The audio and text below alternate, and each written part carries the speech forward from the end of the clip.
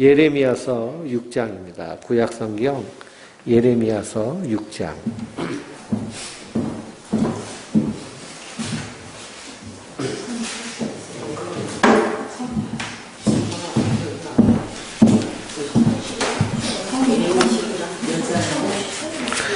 (1059장입니다) 구약성경 예레미야서 6장.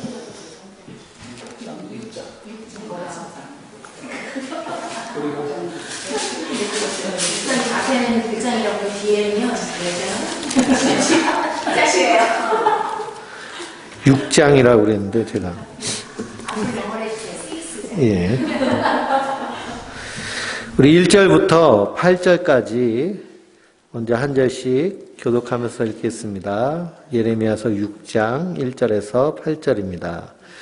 베냐민 자손들아, 예루살렘 가운데로 피난하라. 드고아에서 나팔을 불고 베탁게렘에서 깃발을 들라. 재앙과 큰 파멸이 북방에서 여부와 오미니라. 목자들이 그 양떼를 몰고 와서 주위에 자기 장막을 치고 각기 그 처소에서 먹이리로다.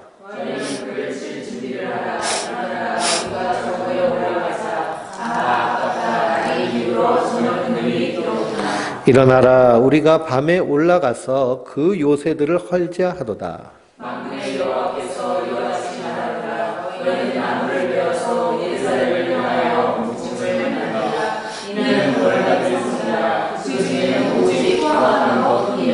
샘이 그 물을 솟구쳐 냄같이 그가 그 악을 드러내니 폭력과 탈취가 거기에서 들리며 질병과 살상이 내 앞에 계속하느니라.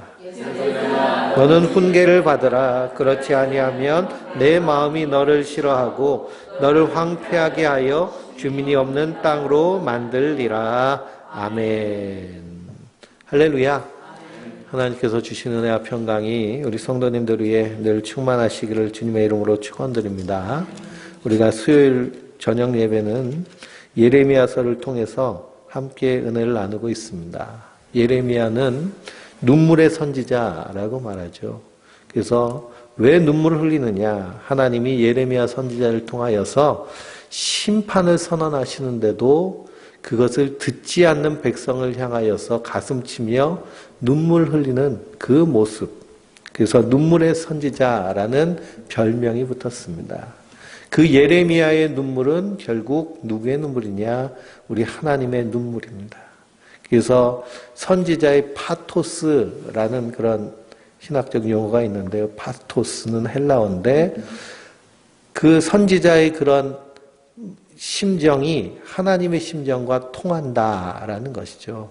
그래서 선지자가 말씀을 전하면서 분노하는 그 분노가 누구의 분노일까요?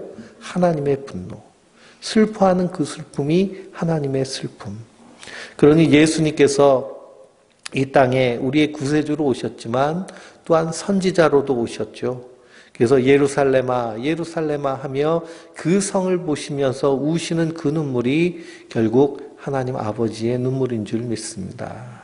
그래서 성도는요, 하나님이 기뻐하시는 일이 무엇인가, 그리고 하나님이 정말 싫어하시고 분노하시는 일이 무엇인가를 말씀을 통해서 분명히 깨달아 알아야 될 줄 믿습니다. 오늘 6장 1절 말씀해 보니까요, 베냐민 자손들을 향하여서 선지자가 말합니다. 뭐라고 말하느냐? 피난하라 라고 말합니다. 피난하라. 그래서 히브리서 원문 성경을 보면요, 제일 먼저 나오는 단어가 가장 중심적인 주제어인데 6장 1절의 가장 중심적인 주제어는 피난하라라는 겁니다. 야, 도망쳐라, 도망쳐라. 왜 베냐민을 향해서 말했느냐 하면 이스라엘 북쪽 10지파는 이미 아수르에 의해서 멸망하고 남쪽엔 2지파만 남은 거예요. 유다 지파와 베냐민 지파. 근데 이 베냐민 지파는요, 나중에 힘이 약하여서 유다 지파에 흡수된 지파, 아주 작은 지파인 것이죠. 그러니 이 유다 지파가 하나님 앞에 범죄하였으니 베냐민이라도 도망치라, 피난하라 라고 말하는 겁니다. 피난하라. 어디로 피난하느냐? 저 북방에서 재앙과 파멸이 내려오니까 남쪽으로 피난해야겠죠. 그래서 드고아에서 나팔을 불고 베탁게렘에서 깃발을 들라라는 것은 나팔 소리를 듣고 깃발을 따라서 가라라는 것인데요. 그 깃발을 따라 간 곳이 어디냐? 그 남쪽 유다 나라 밑으로 쭉 가면요, 거긴 광야가 나옵니다. 광야로 가라는 거예요. 광야로. 그만큼 하나님의 진노와 하나님의 그런 분노가 강하다라는 것입니다. 그럼 하나님께서 이 남쪽 유다 나라를 이렇게 심판하시는 이유가 무엇이냐? 우리가 5장에서 지난주에 제가 세미나 갔다 오느라고 한 주간 쉬었는데요. 5장에서 분명히 말씀하고 있죠. 이 유다 나라에 의인 몇 사람이 없어서요? 한 사람이 없어서 심판받는 것입니다. 소돔과 고모라는 무엇 때문에 심판을 받았나요? 의인 10명이 없었기 때문에 심판받은 겁니다. 소돔에도 엄청난 다양한 죄들이 있었죠. 그 다양한 죄 중에 동성연애도 들어가 있는 것입니다. 그 동성연애만 콕 집어서 하나님이 소돔과 고모라를 심판했다라고 착각해서는 안 됩니다. 그것도 죄지만요, 다른 죄도 더 많잖아요. 그렇죠? 그런데 그 죄 가운데서 의인 10사람이 없어서 그 소돔과 고모라가 심판받은 것처럼 이 이스라엘에는 의인 한 사람이 없어서 심판받게 된 것입니다. 그래서 예수님을 향하여 의로운 선생님이여 라고 한 유대인이 외치니 예수님 뭐라고 하세요? 왜 나를 의롭다 하느냐? 의로우신 분은 하나님 한 분뿐이다. 이 땅에는 의로운 자가 있다는 거예요? 없다는 거예요? 없다는 겁니다. 그러니 하나님이 사람이 돼서 이 땅에 오신 예수 그리스도만이 의로운 분으로 오신 줄 믿습니다. 그분이 우리를 대신하여 십자가에 달려 죽으심으로 우리의 죄가요, 그분의 공로로 말미암아 덮음을 받은 그런 하나님의 은혜를 받은 것이 예수 믿고 구원받은 성도에게 주신 하나님의 은혜인 줄 믿습니다. 그래서 죄의 사함을 받았어요. 그래서 하나님 보시기에 그 예수 그리스도의 십자가의 보혈이 묻어있는 성도를 향하여서 의롭다라고 인정하십니다. 왜 의로우시냐? 예수님의 피 때문에. 우리의 모든 죄값을 누가 담당하신 거예요? 예수님이 담당하신 거예요. 그리고 우리를 속량하셨어요. 값을 주고 사셨어요. 그래서 죄와 사망에서 건져내서 그래서 하나님의 생명의 나라로 우리를 옮기셨어요. 그래서 이제는 심판받아 죽을 인생이 아니라 하나님과 함께 영생복락을 얻을 천국 백성이 된 줄 믿습니다.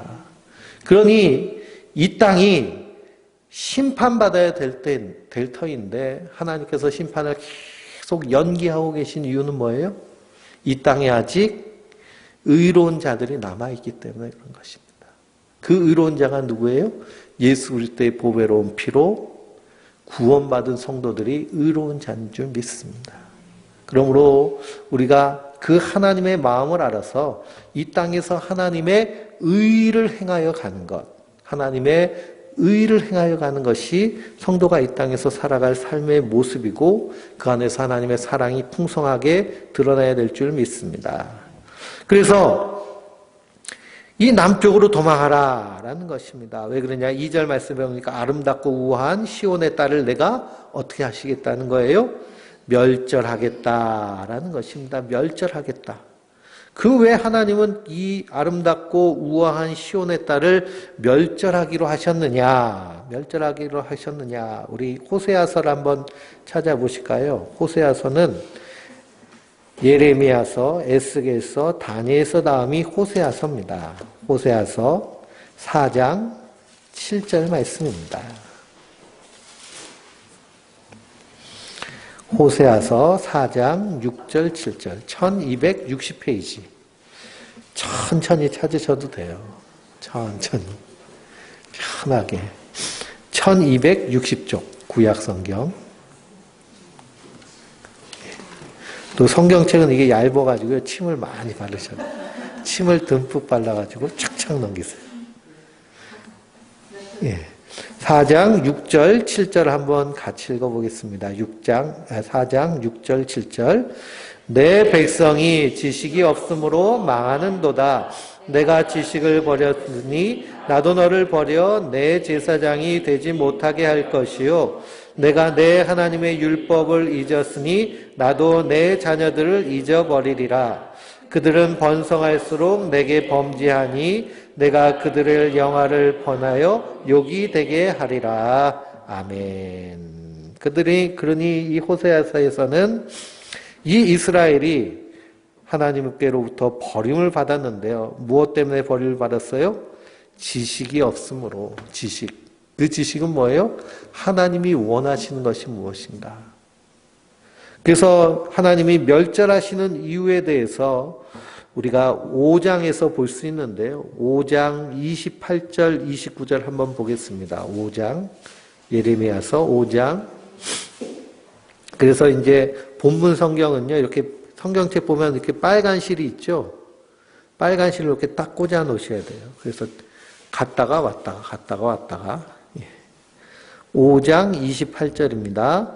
살찌고 윤택하며 또 행위가 심히 악하여 자기 이익을 얻으려고 송사 곧 고아의 송사를 공정하게 하지 아니하며 빈민의 재판을 공정하게 판결하지 아니하니 내가 이 일들에 대하여 벌하지 아니하겠으며 내 마음이 이같이 나라에 보복하지 아니하겠느냐. 여호와의 말씀이니라. 계속 읽어볼까요? 이 땅에 무섭고 놀라운 일이 있도다. 선지자들은 거짓을 예언하며 제사장들은 자기 권력으로 다스리며 내 백성은 그것을 좋게 여기니 마지막에는 너희가 어찌 하려느냐.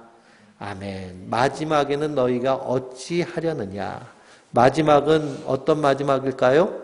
우리가 다 하나님 앞에 설 때가 되었는데 그 하나님 앞에 서서 심판받을 때 어떻게 하겠느냐라는 것입니다. 그래서 28절, 29절에서 하나님의 의가 어떤 것인지를 알 수 있습니다. 하나님의 공의. 공의란 것은 공평하고 옳은 것을 말하는 것이죠. 요즘 우리가 뉴스를 들으면서 많이 들었던 그런 단어 중에 어떤 단어를 많이 들어보셨나요? 공정이라는 말 많이 들어보셨죠? 공정. 그리고 많은 국민들이요, 공정하지 못한 것에 대해서 특히 분노를 합니다. 특히 이 청년층들은요, 공정하지 못한 것에 대해서 아주 치를 떨어요. 그래서 82년생 김지영 이런 책을 읽어보면요, 여자라는 이유 때문에 사회에서 생활하면서 불공정한 일을 당한 것에 대해서 여성들이 막 공감하고 이것으로 인해서 페미니즘 운동이 아주 격화되고 그래서 우리 성도님들은 다 50대를 넘으셔가지고요. 그때는 그렇게 살아야 되는지 알고 살았는데 요즘은 깨어나니까요. 그게 아니란 걸 알고 그래서 여자 대학교 가면요. 그런 페미니즘 운동이 아주 대단하게 일어납니다. 무엇 때문에 그래요? 공정하지 못한 것 때문에. 이 세상은 공정할까요? 공정하지 않을까요? 공정하지 못해요. 뉴스를 보니 칠레에서요. 아주 엄청난 데모가 일어났습니다. 막 그 데모하는 군중을 향해서 그 경찰들이 총을 쏘고 그것 때문에 많은 사람들이 죽고 그러면서도 이 데모가 꺼지질 않아요. 무엇 때문에 그러느냐? 칠레의 빈부격차가 너무나 큰 거예요. 칠레의 이 30% 정도 되는 사람들이요, 칠레의 90% 이상을 다 가지고 있습니다. 그러니 나머지 70%는요, 절대 빈곤 가운데 빠져 있는 거예요. 그러니 칠레의 70% 되는 사람들은요, 다 최저임금을 가지고 사는데, 최저임금이 약 60만 원 정도 된다고 그럽니다. 그러니 우리나라 반도 안 되죠.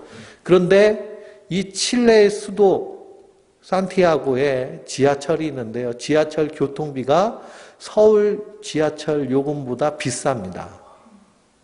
그러니 최저임금을 가지고요. 집세 내고 아이들 교육비 내고 교통비 내면 살 수가 없는 거예요. 그러니 죽어라 일을 해도 이 가난이요. 이게 계속 반복되고 대물림됩니다. 그래서 현대 우리나라도 마찬가지죠. 가난한 사람들의 삶을 보면 게을러서 가난한 사람은 요즘 없습니다. 게을러서 가난하기보다는 열심히 일하는데도 구조적인 그런 가난의 틀 가운데서 헤어나질 못하는 모습. 그 모습 가운데는 무엇이 자리 잡고 있느냐 하면 불공정한 모습이 자리 잡고 있는 것이죠. 그 불공정에 대해서 성경은 뭐라고 말씀하고 있느냐. 행위가 심히 악하여 자기 이익을 얻으려고 송사를 하는데 약한 자, 고아, 빈민, 가난한 과부의 송사를 공평하지 하지 않는다는 거예요. 그 우리나라도 요즘 그 법무장관, 조국 법무장관을 검찰에서 낙마시키느냐고 막 조사를 했는데 막 엄청나게 그 수사를 하고 조사를 하잖아요. 그렇죠? 그렇게 하듯이 왜 세월호에서 숨진 그 가난한 아이들 그들의 사정은 그렇게 수사하지 않느냐라고 말하는 사람이 있습니다. 그렇죠? 그렇게 이 사회가 공정하지 않다는 거예요. 그리고 이 돈 있는 사람은 아주 비싼 변호사, 또 전관예우 변호사를 사가지고 그래서 재판을 하면 그 재판이요 완전히 뒤집어지는 경우들을 우리가 허다하게 많이 봅니다. 가난한 사람은 빵 하나를 훔쳐도 감옥에서 몇 개월을 사는데 재벌들은요 더 엄청난 범죄를 저지르고 수백 명을 길바닥에 내려앉게 만들어도 집행유예로 풀려나오고 여전히 부를 누리는 모습이 허다한 모습. 이 모습을 보고요 누가 분노하고 계시는 거예요? 하나님이 분노하고 계시는 거예요. 그러니 우리가 하나님의 정의가 무엇인지를 하나님의 입장에서 볼 수 있어야 됩니다. 이 박찬주라는 이 사성 장군님 계시잖아요. 이분이 장로님이세요. 믿음도 엄청 좋아서 그냥 교회에 얼마나 많이 헌신하고 그리고 군대 복음화를 위해서 수고하신지 모릅니다. 근데 뭐 때문에 완전히 찍혔어요? 갑질하다가 찍혔잖아요. 갑질하다가. 그 교회에 아무리 수고를 하고 왔다 갔다 해도 하나님의 정의에 대한 개념이 없는 겁니다. 정의에 대한 개념. 그러니 내가 사성 장군이니까 감따라고 해도 당연한 것이다. 그것은요, 이 세상적인 가치이지 그리스도인의 가치가 아니라는 거예요. 그리스도인의 가치는 고아와 그리고 빈민을 공정하게 판결하며 그들을 불쌍히 여기는 것입니다. 그것이 하나님의 공의고 하나님의 정의예요. 그러니까 하나님은 어느 편에서 항상 일하시나요? 약자의 편에서 일하시고요. 가난한 자 편에서 그리고 없는 자 편에서 서 계신 분이 하나님이십니다. 근데 사람들은 어디에 붙기를 좋아해요? 예? 강한 사람 옆에 붙기를 좋아하잖아요. 뭐 이름 있는 사람 옆에 있기를 좋아하잖아요. 가난한 사람을 보면 좀 없어 보이는 사람 보면 우리 마음 가운데 어떤 마음이 들어요? 은근히 내려보고 깔보는 마음이 듭니다. 근데 높은 사람 그래도 뭐 무슨 의원 그러면 괜히 어때요? 악수라도 한번 하면서 사진을 찍어야 되나? 그런 마음이 드는 것. 그러니 이것이 세상이 말하는 그런 힘의 원리가 아니라 하나님의 공의는요. 철저히 낮은 곳을 향하여 있다라는 사실을 우리가 분명히 알고 있어야 될 줄 믿습니다. 이게 하나님 아버지의 마음인 거예요. 그렇기 때문에 이 아름답고 우아한 시온의 딸을 하나님이 멸절하시겠다는 것입니다. 이 시온이 아름답고 우아할 수 있었던 이유는 뭘까요? 하나님이 그들을 그렇게 만드신 거예요. 그래서 에스겔서 16장을 쭉 읽어보면 이 이스라엘이 피투성이 그러니까 피덩이 버려진 아이와 같았는데 그 버려진 아이 여자아이를 누가 거두셨어요? 하나님이 거두셔서 공주같이 키우셨어요. 공주같이 키우셨는데 그 공주같이 키워놨더니 어떻게 해요? 그 자기를 존귀하게 해주신 하나님을 까먹고요. 우상 숭배하며 온갖 죄악을 저지르는 그 모습. 그래서 하나님이 멸절하시겠다라고 선언하시는 것입니다. 그리고 그가 살고 있는 그 성을 양이 먹이는 목자들의 처소로 만들겠다라는 거예요. 그래서 북쪽에 있는 바벨론을 통해서 심판하시겠다는 겁니다. 그래서 4절 말씀에 너희는 그를 칠 준비를 하라. 일어나라. 우리가 정오에 올라가자. 아하, 아깝다. 날이 저물어 저녁 그늘이 길었구나. 일어나자. 우리가 밤에 올라가자. 그 요새를 헐자 하는도다. 라고 하는 것이죠. 그리고 누구의 명령에 따라 바빌론이 이스라엘을 때리는 채찍이 되었느냐면 하나님의 명령에 따라서. 그래서 쳐들어왔더니요. 전쟁은 어느 때 해야 돼요? 낮에 해야죠. 보이니까 전쟁을 하죠. 그랬더니 왔더니 너무 늦었어요. 그럼 그 다음날 하면 되는데 언제 하자고 얘기하는 거예요? 밤에 하자. 그만큼 하나님의 진노가 크시다라는 것입니다. 크시다. 그래서 6절 말씀을 다시 같이 읽어볼까요? 만군의 여호와께서 이같이 말하노라. 너희는 나무를 베어서 예루살렘을 향하여 목책을 만들라. 이는 벌받을 성이라. 그 중에는 오직 포악한 것뿐이니라. 아멘. 그래서 오직 포악한 것뿐이기 때문에 벌 받는 모습이 지금 이스라엘의 모습입니다. 이스라엘의 모습이에요. 그래서 하나님의 진노의 근원이 무엇인가? 그리고 하나님 왜 이 세상을 향하여서 여전히 진노하고 계신가? 그럼에도 불구하고 하나님의 큰 사랑이 예수 그리스도를 통해서 우리에게 임한 것이 얼마나 큰 은혜인가를 깨달아 아는 것이 큰 복인 줄 믿습니다. 그래서 샘이 막 솟구쳐 오름같이 이스라엘은 죄가 계속 솟구쳐 오르는 거예요.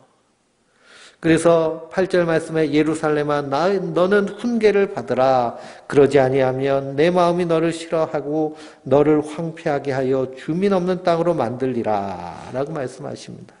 훈계를 받게 하시기 위해서 하나님께서 누구를 보내신 거예요? 선지자를 보낸 거예요. 종말에는 누구까지 가신 거예요? 그 아들 그리스도까지 이 땅에 오신 줄 믿습니다. 예수님께서 포도원 농부의 비유를 통해서 한 주인이 포도원에 삭슬 받으려고 처음에는 하인들을 보냈더니 이 포도원에서 일하는 농부들이 그 하인을 어떻게 해요? 마구 때려가지고 돌려보냅니다. 그랬더니 나중에는 그 포도원 주인이 그러면 내 아들을 보내리니 그들이 내 아들은 선대하리라 라고 하였습니다. 그래서 그 아들이 포도원에 갔더니 포도원 농부들이 뭐라 그래요? 이건 아들이니 잡아 죽이면 우리가 이 포도원을 차지하리라 라고 그 포도원 아들을 죽입니다. 그 죽임당하신 분이 누구신 거예요? 예수님이신 거예요. 그러니 그 포도원 주인이 군대를 이끌고 그 포도원 농부들을 진멸하지 않겠느냐라는 것입니다. 그러니 하나님의 그런 분노가 지금 이 순간까지도 여전히 이 땅을 향하고 있다. 그러므로 세상은 우리가 열심히 착하게 살고 그리고 힘쓰고 애쓰면 그러면 이 땅은 행복해질 거야 라고 생각하는 그런 생각은 성경적으로 볼 때는 어떤 생각일까요? 완전히 잘못된 생각이에요. 왜냐? 이 땅은 심판받을 세상이기 때문에. 그래서 하나님이 이 심판 가운데서 구원의 길을 여신 것이 예수 그리스도를 말미암아 믿는 성도들 구원하시는 것입니다. 성도는 하나님이 이 땅을 심판하시고 새하늘과 새 땅을 시작하실 그날을 기다리면서 이 땅에서 먼저 하나님 나라를 사는 것이 성도들입니다. 세상의 가치관, 세상의 방법이 아닌 하나님의 그 말씀에 따른 우리에게 주신 새 계명, 그 계명은 서로 사랑하라는 계명이잖아요. 세상 사람은 자기의 유익에 따라 살지만 우리는 예수님이 나를 사랑하셨듯이 그렇게 사랑하며 이 땅에서 하나님의 공의를 세워가면서 사는 것, 이 땅에서 하나님의 나라를 세워가며 사는 것, 이것이 성도가 이 땅에서 살아가는 삶의 원리인 줄 믿습니다. 우리 9절부터 또 5절까지 한 절씩 교독하면서 읽겠습니다. 만군의 여호와께서 이와 같이 말씀하시되 포도를 따듯이 그들이 이스라엘의 남은 자를 말갛게 주우리라. 너는 포도 따는 자처럼 내 손을 광주리에 자주자로 돌리라 하시나니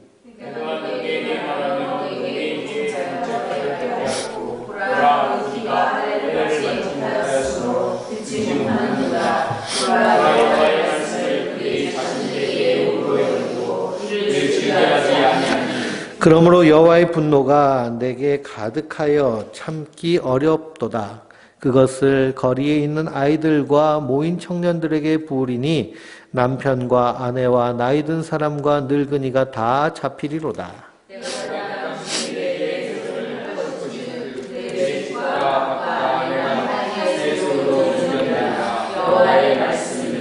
이는 그들이 가장 작은 자로부터 큰 자까지 다 탐욕을 부리며 선지자로부터 제사장까지 다 거짓말을 행함이라.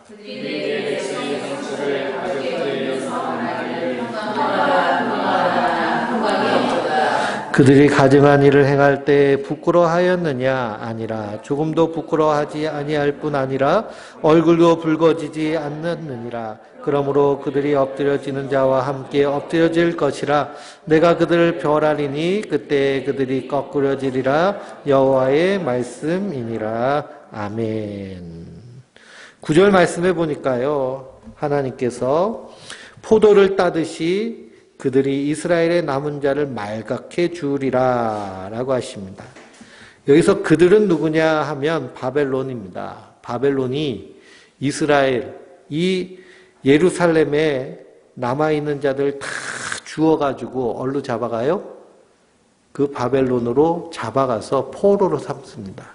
그래서 이 바벨론은 세계를 정복하면서요, 그 정복한 나라의 그런 귀족들, 그리고 이렇게 학식 있는 배운 사람들, 학자들, 그런 사람들을 다 포로로 자기 나라로 잡아갑니다. 그럼 누구만 남아요? 일반 백성들만 남잖아요. 그렇죠? 그러면은 그 나라가 와해되는 거예요. 다 잡혀갔으니까. 그래서 다니엘도 바벨론의 포로로 잡혀가는 것이죠.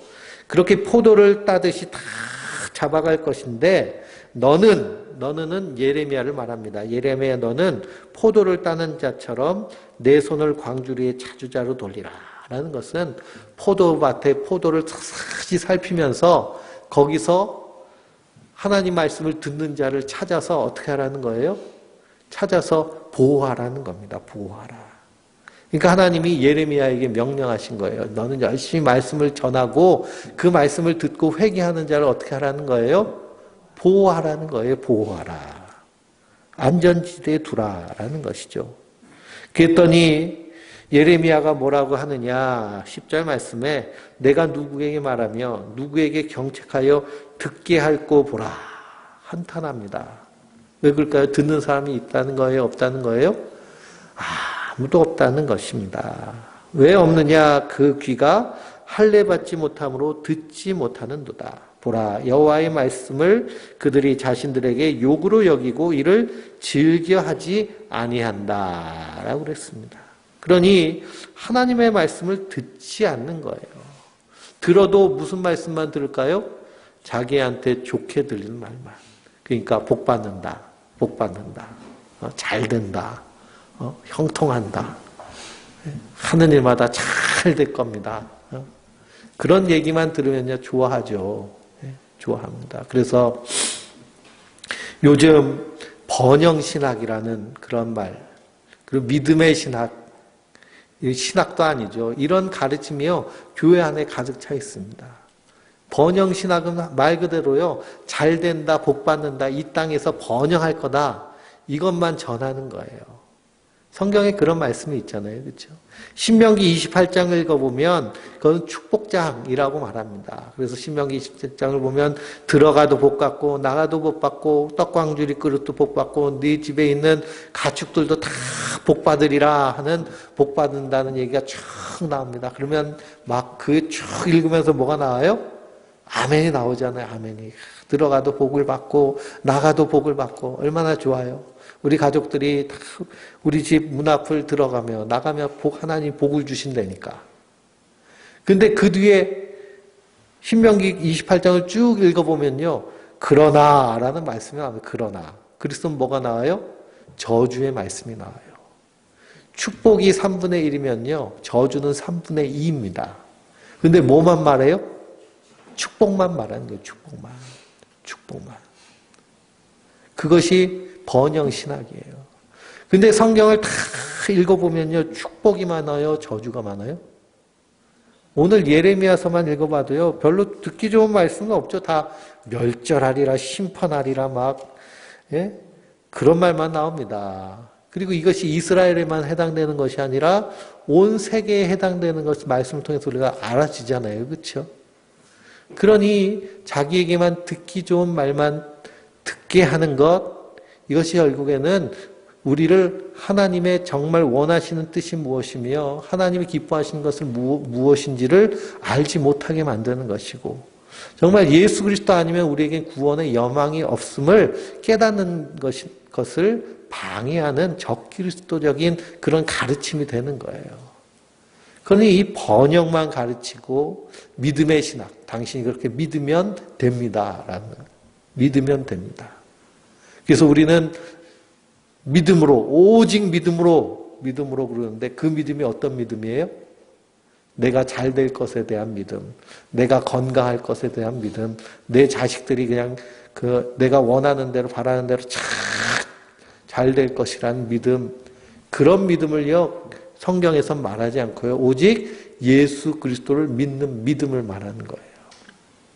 그러니 우리가 믿음을 얘기할 때 그 믿음은요 예수님을 믿는 믿음이에요. 예수님이 우리를 위해 무엇을 행하셨는지를 믿는 믿음이에요.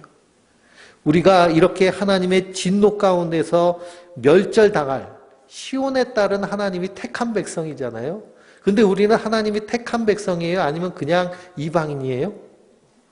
택한 백성이 아니에요. 구약 성경에 의하면 우리는 택한 백성도 아닙니다. 이스라엘이 택한 백성이죠. 근데 그 택한 백성도 하나님이 이렇게 심판하시겠다고 소리치시는데요. 그렇지 않은 자들은 어떻게 했느냐는 거예요. 그 심판과 진노가. 그런데 그 하나님께서 우리를 사랑하셔서, 하나님의 택한 백성도 아닌 우리를 사랑하셔서 예수 그리스도의 보배로운 피로 우리를 구속하시고, 구속하셨다는 의미는 우리가 범죄자를 구속한다고 그러잖아요. 구속영장이 청구됐다. 구속영장이 청구되면 어떻게 돼요? 이 사람은 꼼짝달싹 없이 붙잡혀가지고 수갑차고 감옥에 들어가는 것입니다. 마찬가지로 하나님이 우리를 구속하신 거예요. 어디에서 구속하셨어요? 이 심판받을 세상 가운데서 수갑 채워서 구속하셨어요. 그리고선 옮기셔가지고 감옥에 두신 거예요. 그 감옥이 어떤 감옥이에요? 하나님 나라 감옥에 두신 거예요. 하나님 나라 감옥에. 그러니 거꾸로 생각하면 되죠. 그렇죠? 하와이에 가면 그 상어 투어가 있습니다. 상어 투어. 그 상어 투어를 가면은 이 사람들 싣고 가가지고 그 상어 투어 하는 데다가 돼지 피랑요, 그냥 물고기 대가리 같은 거 확 던져 놓습니다. 그러면 여기저기서 바글바글하게 뭐가 몰려오느냐면 상어들이 몰려와요. 그럼 거기에 뛰어들면 그 사람은 어떻게 될까요? 상어 밥이 되죠. 그렇죠? 근데 그걸 구경하려고 어디로 들어가요? 철장 안에 들어갑니다. 아주 튼튼한 철장 안에 들어가서 거기 그 속에서 그 상어를 구경하는 거예요. 마찬가지로 우리 세상에서 구원하셨다라는 것이 그런 의미입니다. 그래서 우리를 구속하셨어요. 구속하셨다는 것은 그 하나님의 구원의 주권이 나에게 있다는 거예요? 하나님께 있다는 거예요? 하나님께 있다는 거예요. 내가 똑똑하고 착하고 훌륭하고 좋은 집안에 그냥 좋은 가문 사람이기 때문에 하나님이 나를 택하여서 부르신 것이 아니라 하나님이 그냥 주권적인 은혜로 구속하신 거예요. 그러니 그것을 무엇이라 얘기할까요? 은혜라고 얘기하는 겁니다. 은혜라고. 은혜는 내가 무슨 이유가 있어서 하나님 택하신 것이 아니라 하나님이 택하신 거예요. 그래서 우리는 은혜 받았다라고 하는 것입니다. 그래서 예수 그리스도께서 우리를 그렇게 구속하셔서 우리를 구원하셨습니다. 그러니 우리는 구속받고 구원받기 이전에는 우리가 이 심판받을 세상에 살면서도 이 세상이 심판받을 세상인지 아닌지조차도 알지 못하고 우리가 여기서 열심히 돈 벌고 우리 가족이 열심히 건강하게 행복하게 살면 그러면 잘 살다가 좋은 데 갈 거야 이렇게 생각하잖아요. 그렇죠? 대부분 그렇게 생각합니다. 그런데 성경은 그렇게 말씀하지 않는 거예요. 우리 죽음 이후에 반드시 심판이 있는데 그 심판 가운데서 하나님 앞에 의롭다 받을 사람이 없다는 겁니다. 예수 그리스도 아니면. 그래서 예수님이 우리를 대신하여 십자가에 달려 죽으심으로 그 예수님의 공로로 말미암아 우리가 구원받은 줄 믿습니다. 그러니 이것보다 큰 은혜와 큰 복이 없는 줄 믿습니다. 근데 이것이 왜 나에게 큰 은혜인지를 알기 위해서는 하나님의 진노가 어떤 것인지를 분명히 알아야죠. 근데 하나님의 진노가 어떤 것인지를 모르면은 예수님 왜 나를 위해서 십자가에 달려 죽으셨지? 그냥 착하게 살면 되는 것 아닌가? 이렇게 돼버리는 거예요. 예수님이 왜 나에게 정말 나의 주, 나의 하나님으로 그분 밖에는 내게 소망이 없는 그것에 대해서 인식하지를 못하는 것입니다. 그러니까요, 한번 아파본 사람은 그 아픈 게 어떤 건지 알아가지고, 그래서 그 다음에는 정말 조심하잖아요. 그렇죠?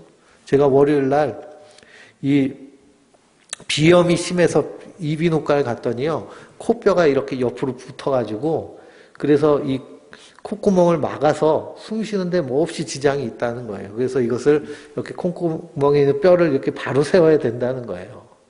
그래가지고 그 수술을 받으러 갔습니다. 월요일 날 갔더니 저는 그냥 별 수술 아닌 줄 알았어요. 그냥 오전에 수술하고 한 서너 시간 쉬었다가 나가면 됩니다. 라고 해서 병원에 갔더니요. 여기 온 코에다가 그냥 마취 주사를 넣는데요. 마치 불이 들어가는 것처럼 막 아프더니 쇠꼬챙이 같은 걸 쓰셔가지고 부분 마취만 하니까 다 보이잖아요. 그래가지고 망치로 막 치는 거예요. 그래서 뼈를 이렇게 옮겨놨습니다. 근데 그 의사 선생님이요, 저기 안수 집사님이시래요. 그래서 교회 다니시냐고 저한테 묻더라고요. 그래서 목사니까 교회 다닙니다. 그랬더니 제 손을 꼭 붙잡고 기도를 해주시고 그 다음에 찬송가를 틀어놓고요 수술을 받는데요. 참 그렇게 아파 보니까 이제는 여기를 조심해야겠구나. 그전에는 막 코를 팡팡 풀어대고 막 그랬는데요.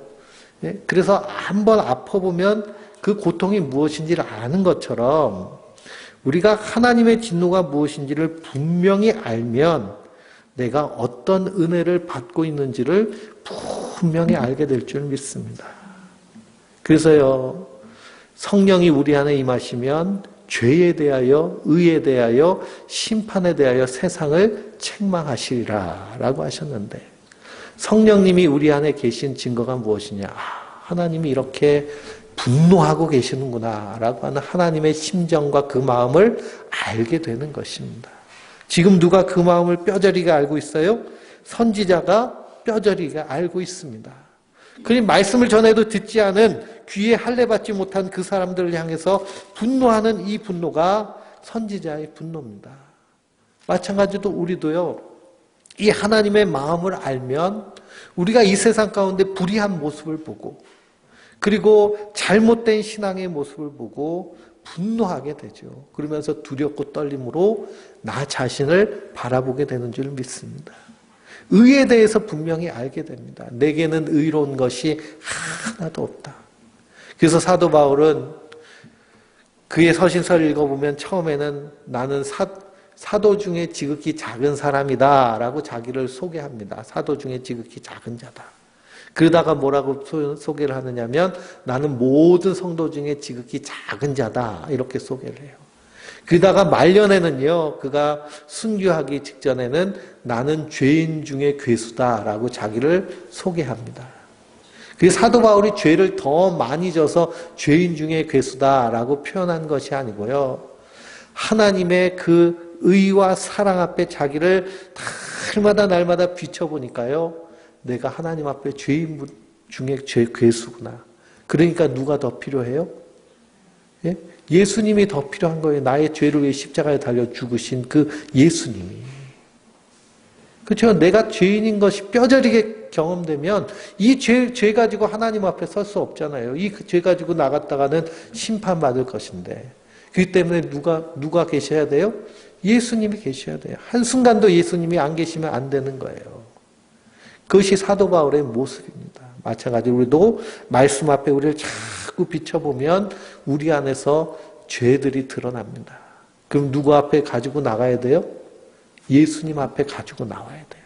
이걸 숨기면 안 됩니다. 예수님 앞에 가지고 나와서 그래서 회개하고 그리고 그 안에서 자유함을 얻어야 될 줄 믿습니다.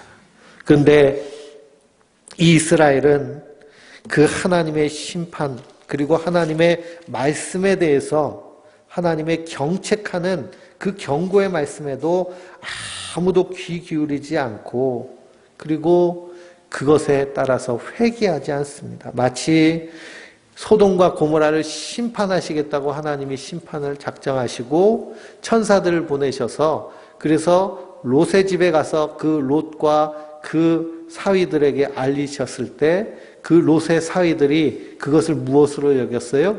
농담으로 여겼습니다. 농담으로. 그러니 지금도 마찬가지죠. 하나님이 이 세상을 심판하실 거야 라고 말하면 사람들이 다 뭘로 여겨요? 농담으로 여깁니다. 이 종말주의자들이 있습니다. 하나님을 믿지 않는 사람들도 종말의 여러 가지 조건들. 태양이 폭발하면 지구는 종말한다. 어떤 외계에서 이 방황하는 그 유성들이 지구에 충돌하면 지구가 멸망한다. 지금처럼 기후변화가 심해가지고 그래서 이렇게 계속 기후변화가 되다 보면 결국엔 지구가 자정효과를 위해서 그 빙하기가 될 것이다. 그래서 종말 영화들 많이 나오잖아요. 그렇죠? 막 지진 나고 빙하기 오고 사람들 죽고 막 하는데 그런 종말 얘기 가운데 무슨 종말 얘기는 없어요? 하나님이 세상을 심판하실 거야 라는 종말 얘기는 없습니다. 그러니 믿질 않는 것이고요. 농담같이 여기는 것입니다.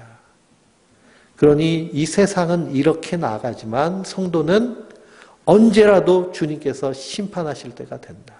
라는 그 분명한 인식을 가지고 세상이 심판받기 이전에 사실은 우리 개인에게 무엇이 있어요? 종말이 있습니다. 종말이. 그래서 제가 코 수술을 하고요. 하루는 이 지혈을 하기 위해서 코에다가 이 솜을 꽉 채웠어요. 솜을. 그러니까 숨을요 입으로만 쉬어야 됩니다. 그래서 하루를 있다가 그 다음날 병원을 가야 되는데요. 그 하루를 버티는 게요. 정말 입으로만 계속 숨을 쉬어보세요. 살지를 못하겠더라고요. 잠도 잔다고 누웠는데요. 30분마다 한 번씩 깨요. 그래서 제가 어떤 그 다큐멘터리를 봤는데요. 저 필리핀에 이 물속에서 금을 캐는 사람들이 있는데요. 그 사람들은 공기 튜브를 가지고 물속에 들어가서 흙이 잔뜩 있는 물속에 들어가서 5시간 동안 일을 하는데 거기서 일하는 사람들이요 30대를 넘기지를 못해요. 다 죽어요. 병 걸려서. 이런 정말 죽겠구나라는 생각이 들더라고요. 그러니 이 우주적인 종말도 있지만 사실 우리 코앞에 있는 개인의 종말이 있습니다. 그것을 인식하면서 사는 사람이 바로 지혜로운 사람이고 복된 사람인 줄 믿습니다. 그런데 이 이스라엘은요, 하나님 그렇게 말씀하셨음에도 불구하고 도무지 듣질 않는 것이죠. 우리 16절부터 30절까지 한 절씩 쭉 읽어보겠습니다. 여호와께서 이와 같이 말씀하시되 너희는 길에 서서 보며 옛적 길 곧 선한 길이 어디인지 알아보고 그리로 가라. 너희 심령이 평강을 얻으리라 하나 그들의 대답이 우리는 그리로 가지 않겠노라 하였으며 내가 너희에게 손을 쓰었으니 나팔 소리를 들으라. 그들의 대답이 듣지 않겠노라 하였도다. 그러므로 너희 나라들아 들으라. 무리들아 그들이 당할 일을 알라.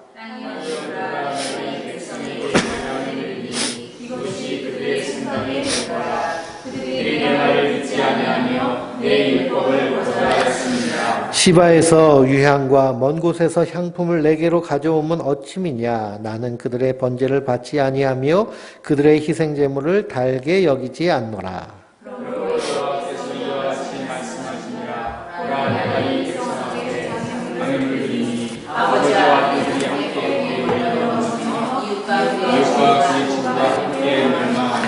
여호와께서 이같이 말씀하시되 보라 한 민족이 북방에서 오며 큰 나라가 땅 끝에서부터 펼쳐 일어나나니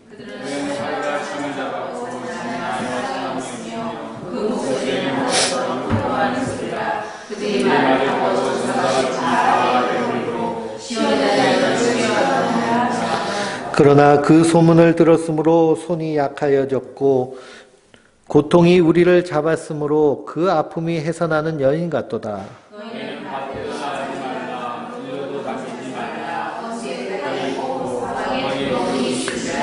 딸 내 백성이 굵은 배를 두르고 죄에서 구르며 독자를 이름같이 슬퍼하며 통곡할지어다. 멸망시킬 자가 갑자기 우리에게 올 것임이라.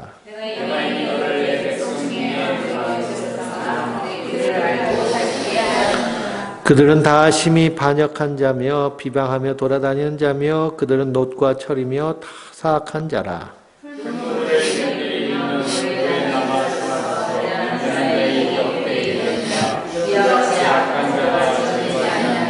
사람들이 그들을 내버린 은이라 부르게 될 것이는 여호와께서 그들을 버렸음이라. 아멘. 그래서 이 말씀 가운데 선한 길로 가라 라고 말씀해도 듣지를 않죠. 듣지를 않습니다. 그런데 20절 말씀해 보니까요. 시바에서 유향과 먼 곳에서 향품을 내게로 가져오면 어찌미냐라고 말합니다. 유황과 향품을 가져온 이유는 무엇이냐? 하나님께 예배 드린다고, 제사 드린다고 가져온 거예요. 그러니 이스라엘, 이 유다 나라가요, 하나님을 향해서 제사는 열심히 드립니다. 양 잡고, 소 잡고, 제사를 열심히 드려요. 근데 하나님 그걸 받으시겠다는 게 받지 않으시겠다는 거예요? 받지 않으시겠다는 겁니다. 여기에 대해서 성경은 뭐라고 하나요? 순종이 제사보다 더 귀하다라고 말합니다. 그래서 이에 대해서 7장 22절, 24절을 보면요. 7장 22절, 24절. 같이 읽어보겠습니다. 사실은 내가 너희 조상들을 애굽 땅에서 인도하여 낸 날에 번제나 희생에 대하여 말하지 아니하며 명령하지 아니하고 오직 내가 이것들을 그들에게 명령하여 이르기를 너희는 내 목소리를 들으라. 그리하면 나는 너희 하나님이 되겠고 너희는 내 백성이 되리라. 너희는 내가 명령한 모든 길로 걸어가라. 그리하면 복을 받으리라 하였으나 그들이 순종하지 아니하며 귀를 기울이지 아니하고 자신들의 악한 마음이 깨어 악한 대로 행하여 그 등을 내게로 돌리고 그 얼굴을 향하지 아니하였으며. 그러니 하나님께 아무리 번제하고 제물을 드리고 해도 하나님이 먼저 너희가 내 말을 듣지 아니하면 그것 받지 않으신다는 거예요. 그래서 순종이 제사보다 낫다라고 사무엘 선지자가 말씀하는 것입니다. 그러니 이 모든 하나님의 진노를 바라보면 우리에게 오직 구원의 그 이름 단 하나의 이름은 뭐예요? 오직 예수, 오직 예수. 그래서 오직 예수입니다. 예수님 밖에는 우리에게 구원하실 분이 없기 때문에. 그래서 그분이 나의 주, 나의 하나님. 그래서 그 예수님만 찬양하며 예배하는 것이 성도의 그러한 구원받은 성도의 마땅한 모습이고 당연한 모습인 줄 믿습니다. 그래서 우리의 삶 가운데 늘 예수님의 그 십자가의 사랑을 기억하며 그 예수님만 찬양하며 노래하는 하나님의 사람들 되시길 주님의 이름으로 축원드립니다. 우리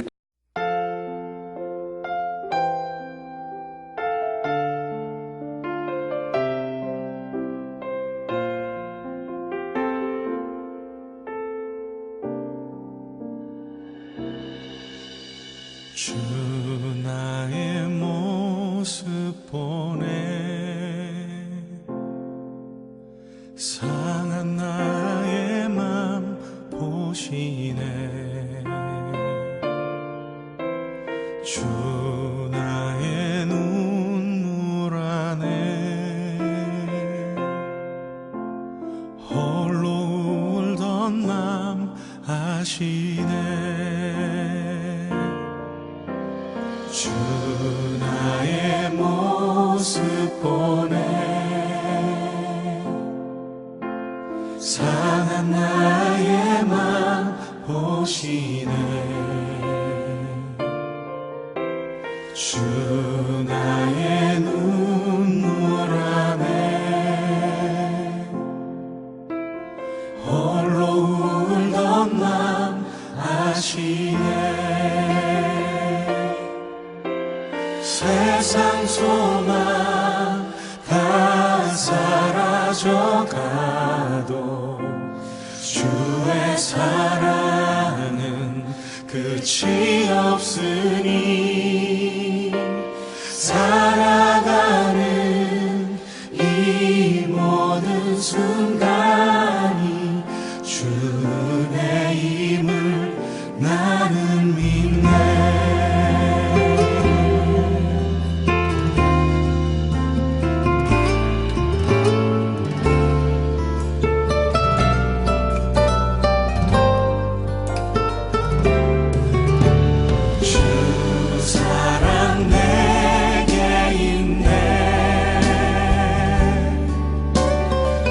사랑이 날 채우네. 주 은혜 내게 있네. 그 은혜로 날 세우네.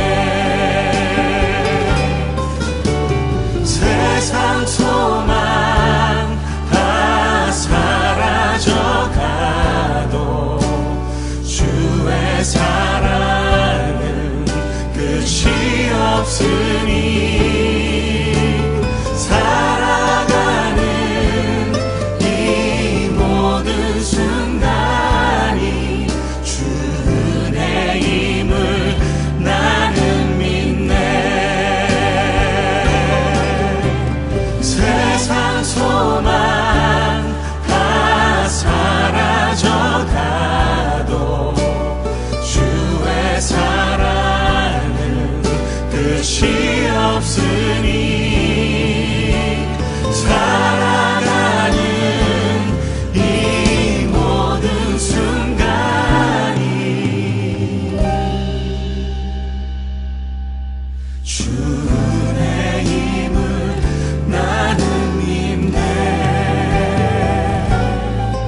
주 은혜임을 나는 믿네.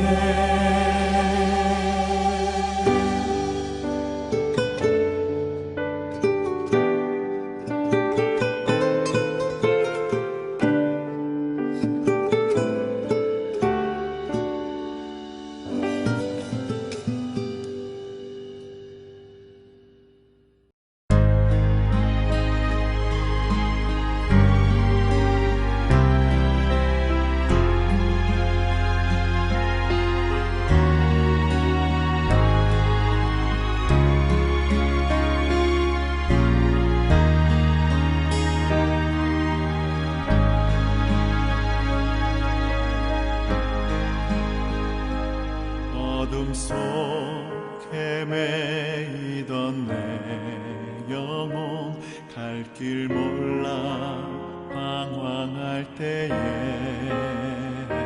주의 십자가 영광의 그 빛이 나를 향해 비추어 주셨네. 주홍빛보다 더 붉은 내 죄 그리스도의 피로 씻기어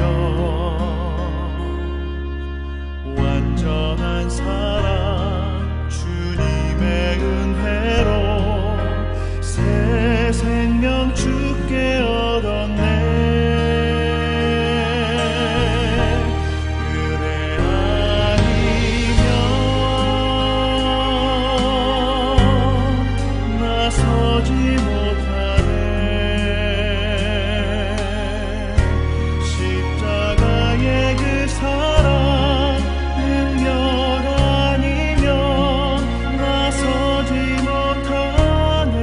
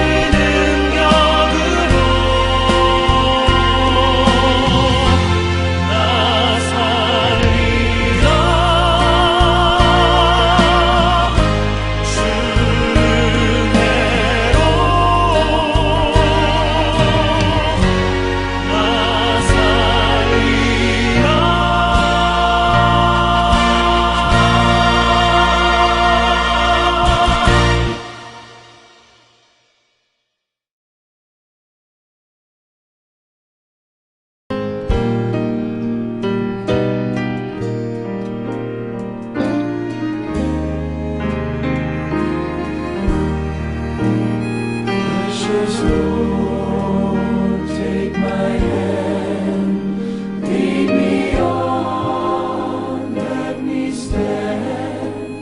I am tired, I am weak, I am worn. Through the storm, through the night, lead me on to the light. Take my hand, precious Lord, lead me home. When my way grows drear, precious Lord, linger near. When my life is almost gone, hear my cry, hear my call, hold my hand lest I fall. Precious Lord, take my hand, lead me home.